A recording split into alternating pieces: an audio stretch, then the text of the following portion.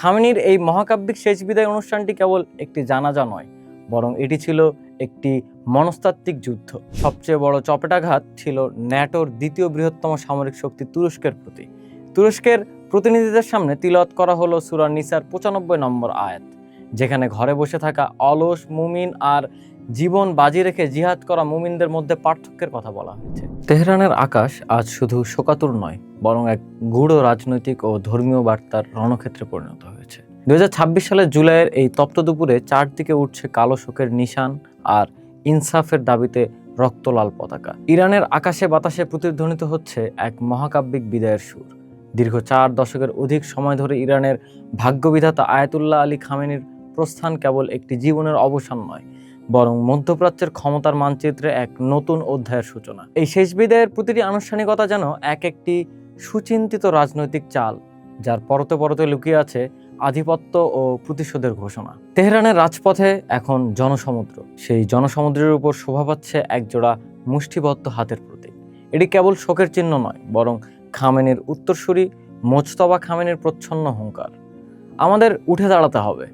এই একটি স্লোগানে তেহরান বিশ্বকে জানিয়ে দিচ্ছে, নেতার মৃত্যুতে তারা ভেঙে পড়েনি, বরং আরও সংহত হয়েছে। কালো রঙের পোশাক আর লাল রঙের প্রতিশোধের স্পৃহা মিলেমিশে একাকার হয়ে গেছে গ্র্যান্ড মোসাল্লা মসজিদের চত্বরে। সেখানে উঠছে বিশালাকার লাল পতাকা, যাতে খোদাই করা হে হোসেনের প্রতিশোধ গ্রহণকারীরা।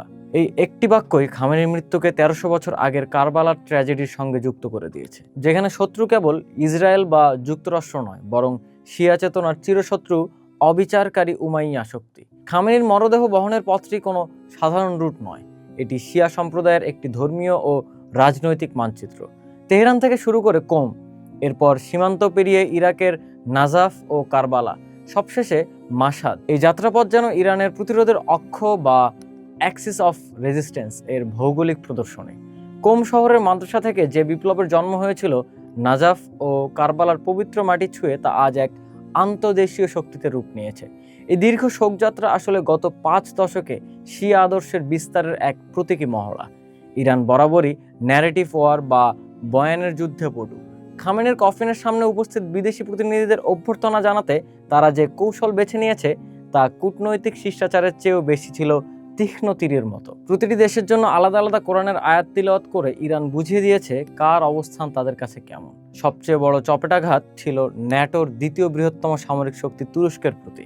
তুরস্কের প্রতিনিধিদের সামনে তিলাওয়াত করা হলো সূরা নিসার ৯৫ নম্বর আয়াত, যেখানে ঘরে বসে থাকা অলস মুমিন আর জীবন বাজি রেখে জিহাদ করা মুমিনদের মধ্যে পার্থক্যের কথা বলা হয়েছে।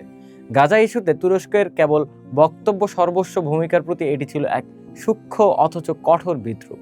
সক্ষমতা থাকা সত্ত্বেও যারা অক্ষমের মতো ঘরে বসে থাকে, তাদের জন্য এর চেয়ে বড় তিরস্কার আর কি হতে পারে। সৌদি আরবের জন্য ইরানের বার্তা ছিল আরও রণহুঙ্কারপূর্ণ। তাদের সামনে পড়া হলো বদরের যুদ্ধের সেই আয়াত, যেখানে মুমিনদের সংখ্যা কম হওয়া সত্ত্বেও আল্লাহর সাহায্যে কাফেরদের পরাজয়ের গল্প রয়েছে। মুসলিম বিশ্বের নেতৃত্বে থাকা সৌদি আরব যখন ইসরায়েল আমেরিকা ইস্যুতে নীরবতা পালন করছে, তখন তাদের সামনে এই আয়াত তিলাওয়াত করার অর্থ স্পষ্ট। ইরান তাদের বিপক্ষ শক্তি হিসেবেই দেখছে। অন্যদিকে হামাস ও তালেবানের জন্য ছিল প্রশংসার সুর। তালেবানদের জন্য সুস্পষ্ট বিজয় এবং হামাসের জন্য আল্লাহর সাথে কৃত অঙ্গীকার পূরণকারী মুমিনদের আয়াত বাছাই করে ইরান তাদের আপন মিত্র হিসেবে স্বীকৃতি দিয়েছে। খামেনির এই মহাকাব্যিক শেষ বিদায় অনুষ্ঠানটি কেবল একটি জানাজা নয়, বরং এটি ছিল একটি মনস্তাত্ত্বিক যুদ্ধ। প্রতীকের ব্যবহার, রঙের রাজনীতি এবং পবিত্র গ্রন্থের আয়াতের মাধ্যমে ইরান এক ঢিলে অনেক পাখি শিকার করেছে। একদিকে তারা ঘরে মোজতবা খামেনির নেতৃত্বকে সংহত করেছে, অন্যদিকে প্রতিবেশী দেশগুলোকে দিয়েছে সতর্কবার্তা। তেহরান থেকে মাশহাদ পর্যন্ত বিস্তৃত এই শোকের মিছিল শেষ হবে হয়তো একদিন, কিন্তু ইরানের এই শাহাদাত ও প্রতিশোধের বয়ান মধ্যপ্রাচ্যের রাজনীতিতে যে উত্তাপ ছড়িয়ে দিল, তার রেশ থাকবে বহু বছর। ইরান বুঝিয়ে দিল তাদের নেতা নেই, কিন্তু তাদের রণকৌশল আগের চেয়েও বেশি ধারালো ও সফিস্টিকেটেড।